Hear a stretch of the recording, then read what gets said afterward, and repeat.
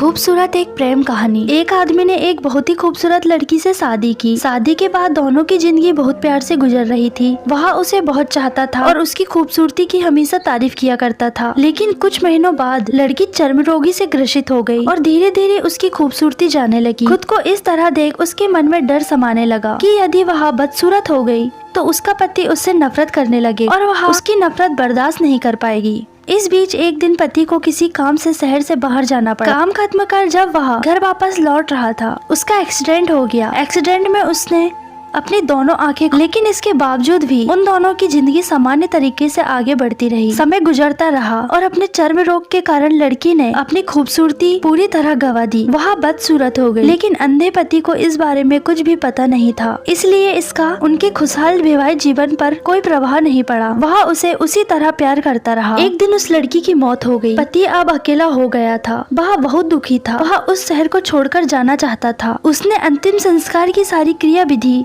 की और शहर छोड़कर जाने लगा। तभी एक आदमी ने पीछे से उसे पुकारा और पास आकर कहा, अब तुम बिना सहारे के अकेले कैसे चल पाओगे? इतने साल तो तुम्हारी पत्नी तुम्हें मदद किया करती थी। पति ने जवाब दिया, दोस्त मैं अंधा नहीं हूँ, मैं बस अंधा होने का नाटक कर रहा था, क्योंकि यदि मेरी पत्नी को पता चल जाता कि मैं उसकी बदसूरती देख सकता हूँ तो यह उसे उसके रोग से ज्यादा दर्द देता, इसलिए मैंने इतने साल अंधे होने का दिखावा किया। वह बहुत अच्छी पत्नी थी, मैं बस उसे खुश रखना चाहता था। इस कहानी से हमें यह सीख मिलती है कि खुश रहने के लिए हमें भी एक दूसरे की कमियों के प्रति आंखें बंद कर लेनी चाहिए और उन कमियों को नजरअंदाज कर देना चाहिए। यह दिल को छू लेने वाली कहानी आपको कैसी लगी कमेंट में जरूर बताएं और ऐसी नई नई कहानियाँ सुनने के लिए प्लीज हमारे चैनल को सब्सक्राइब कर लें, शेयर करें, लाइक करें। Thanks for watching.